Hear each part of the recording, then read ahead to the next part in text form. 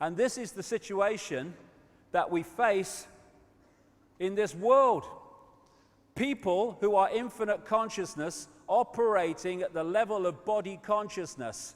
And that's exactly where the manipulators want us. Because if we are not connecting out there and getting our insight, inspiration, intuitive knowing from out there, then where do we look to get a fix on who we are and what's happening in the world? We look that way, through the ears and the eyes. And who's controlling that information? Those that control the media, education, etc. Gotcha.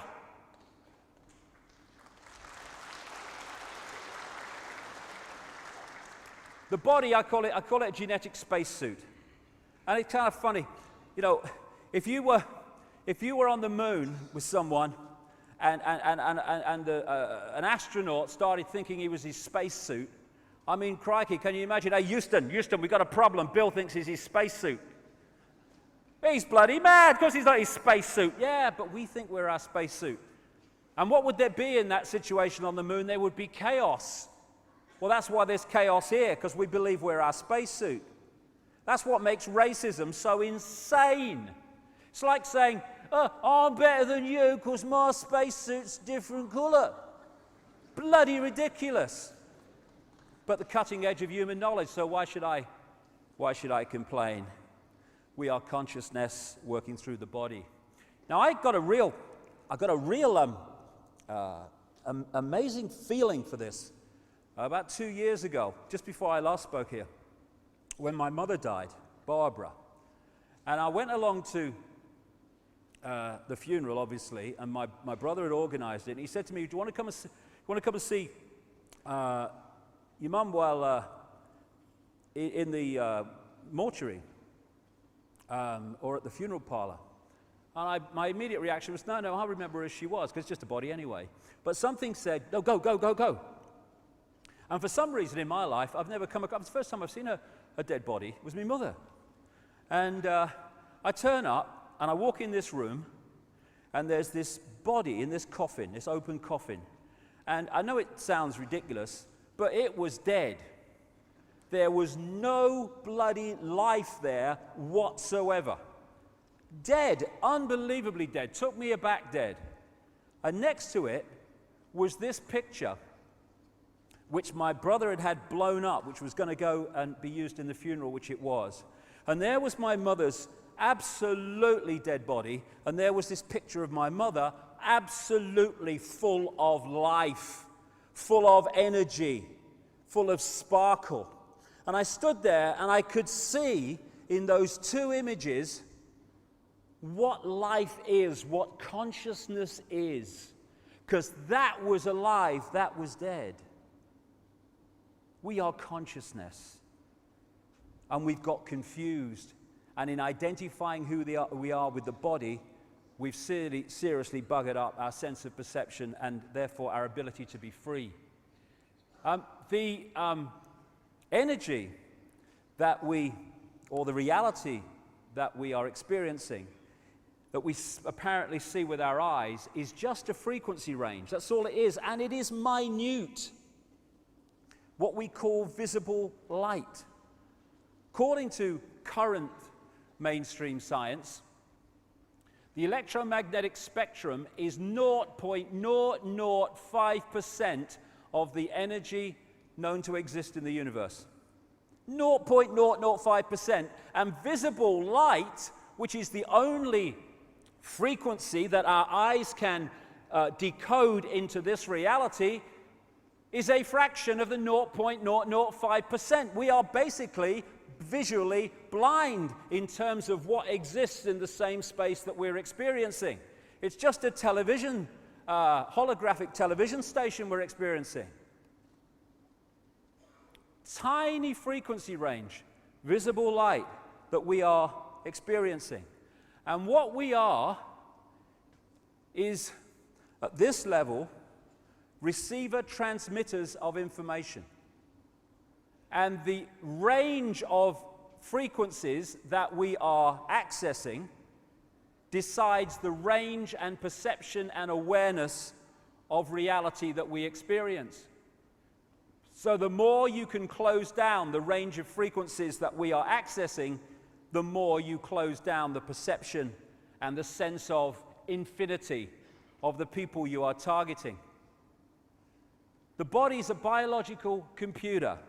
Biological in the sense that, unlike a desktop computer, it has the ability to an extent to think for itself and work things out for itself. That's what we call evolution on a physical level. The computer is constantly receiving information, vibrational information from its environment, and it is reacting to that. It does it all the time. If we go into a place where it's cold, it will react to that. Where it's hot, it will react to that. And it's the same with things like animals, that over a period of time, their environment changes. That information is being received by the computer and analyzed by the computer, and it's making changes. And if those environmental changes, habitat changes, happen slow enough, that is why you see animal bodies evolve to fit the new environment. But if it happens really quick, we call it extinction because it can't change fast enough. It's a computer working. And we are receiving vibrational information which we're decoding into this reality. Get into that more shortly. We are interacting with this infinite consciousness, but how much of that consciousness are we reacting to with? That depends on the range of frequencies we're accessing. And we're a bit like a dodgem car in a fairground. You know, you've got the dodgem car, it's going round, it's doing everything, lots of energy, and then once the power is switched off, it's, hey, my car's gone dead. Yes, because its energy source is gone, and that's what we call death. Not death at all. It's the movement of consciousness out of this reality. That's all. What we call near-death experiences have enormous amounts of common stories about what they experienced when they left the body and then were returned when their body was revived. Stories that support massively what I'm saying here today about the fact that we are consciousness and the body's just a vehicle.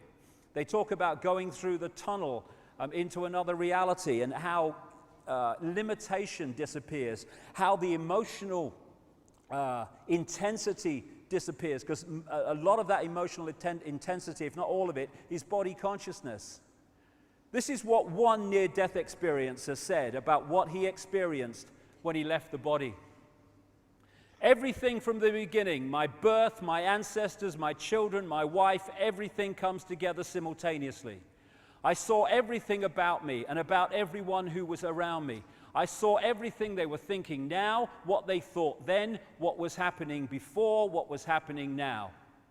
There is no time, there is no sequence of events, no such thing as limitation, of distance, of period, of time, of place. I could be anywhere I wanted to be simultaneously. That is who we are, and we need to remember it so we can sort this place out.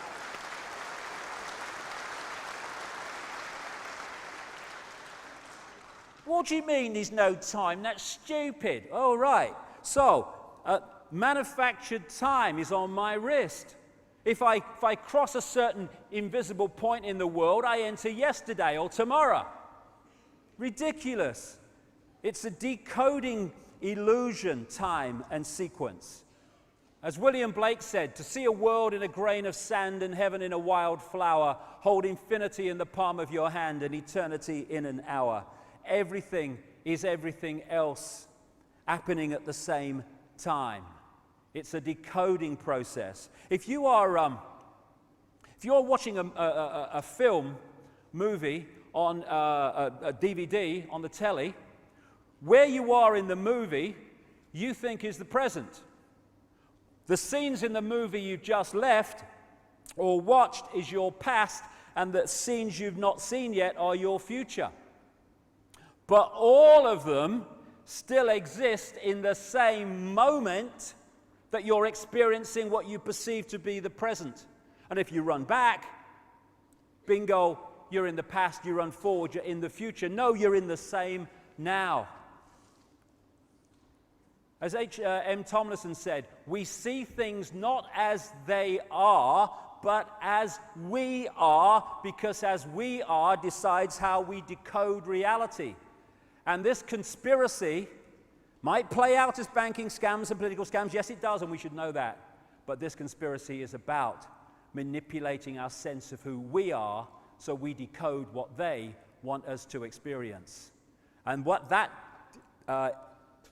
perception is one of division, apartness, because that creates the fault lines through which they can divide and rule us when we are oneness, all connected at different points of perception and observation within that whole, therefore expressing glorious diversity, but still connected. And that's the point, you know.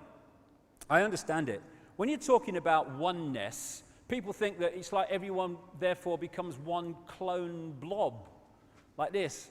I'm oneness and also am I, oh yeah. What is oneness? What is this oneness I'm talking about? It is all possibility. That's what it is. It is everything that has, is, or ever will be there to be experienced. So there is no contradiction between being in a point of awareness of the connectedness of everything and at the same time celebrating and expressing your glorious diversity and uniqueness of perception. Indeed, the uniqueness of our expressing of our lives is honoring, if you like, the oneness that is all, because it's all possibility. What you get, ironically, when you disconnect from that into that, is you get a situation where you do get people who are, you know, I'm not oneness, neither am I, I'm not oneness. You do get uniformity, because people start operating on the same tiny range of frequencies, and therefore they start acting and seeing the world the same. Everyone thinks the same, everyone's tuning to the same bloody station. That's why we think when we experience the world, and understandably it seems like that, and the way we decode it, that the world is out there, that it's out there. In fact, it's just a projection. It's all going on in our minds, in our heads, as we decode reality. As the great Bill Hicks, the American comedian, said, what a great man he was, great man. All matter is merely energy condensed to a slow vibration. We're all one consciousness experiencing itself subjectively. There's no such thing as death. Life is only a dream, and we are the imagination of ourselves. And that's the foundation of the conspiracy, manipulating our imagination of ourselves.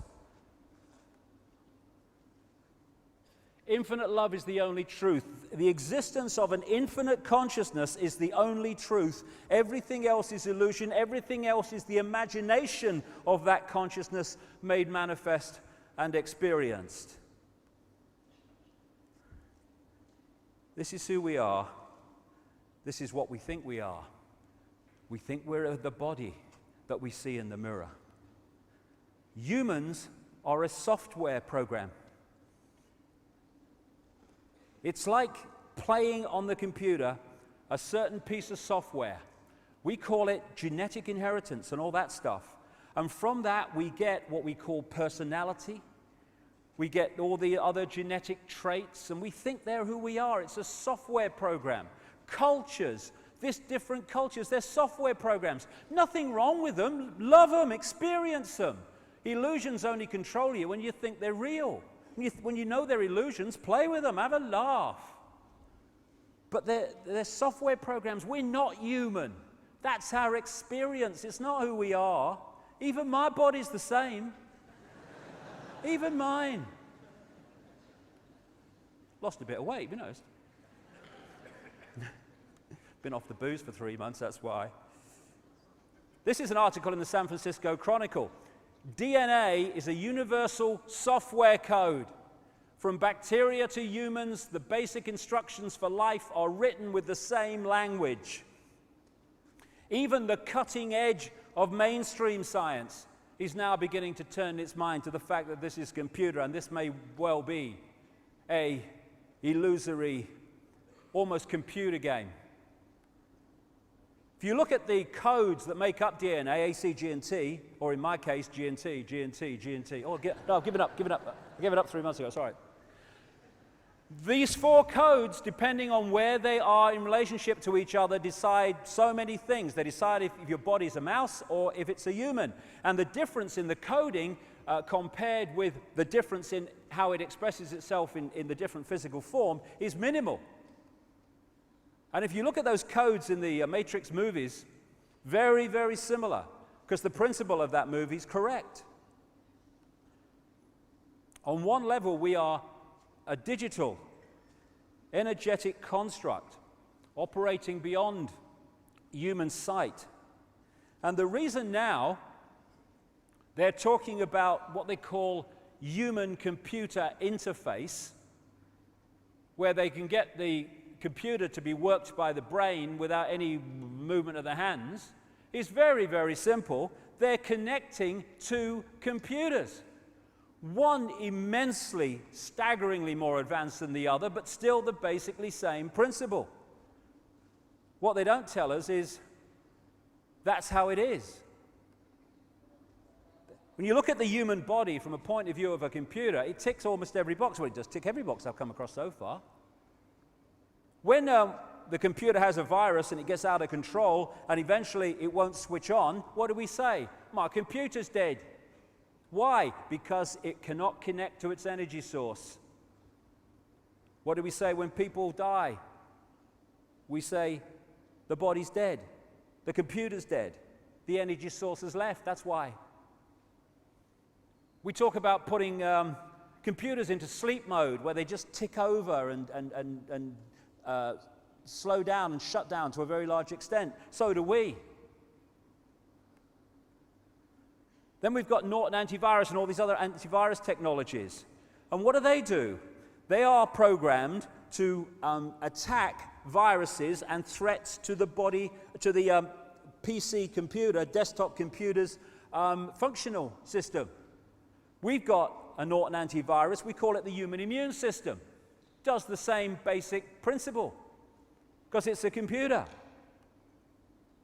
This is a picture, an enhanced version of a picture taken at the Necker Hospital in a research process in Paris. And this is a motherboard. That is the motherboard of the body computer. And that's the system, the meridian system, the circuit board, that acupuncture and other alternative forms of healing work on. Why? Because this chi energy, as the Chinese call it, going around the body and these lines is information passing around the computer, just like information passes around the desktop computer. And they found in their experiments that when this energy is moving too slowly compared to optimum, the body starts to show signs of dis-ease and disharmony. Why? Because the information going around the body and being processed is being processed too slowly for optimum health. What do we say when we've got a virus in our computer on the desk? My computer's bloody slow today. Same thing. And the acupuncture needles and other forms of Chinese acupuncture healing are there to reharmonize the flow of this energy so the information's passing around to optimum and we become well again. Then you've got the brain. The so-called brain of the computer, as they call it, is the central processing unit, the CPU. The brain of the body is the CPU of the body computer. It's the main processor of information, receiving and sending out. And it's decoding information all the time, and therefore creating our reality. The DNA and the genetic structure is like the hard drive. And the hard drive is passed on through what we call procreation, which is like, on a computer level, 2 hard drives fusing to create another hard drive, which is a combination of the 2. And together, the genetic structure and the auric field make up body consciousness, which has an awareness of its own.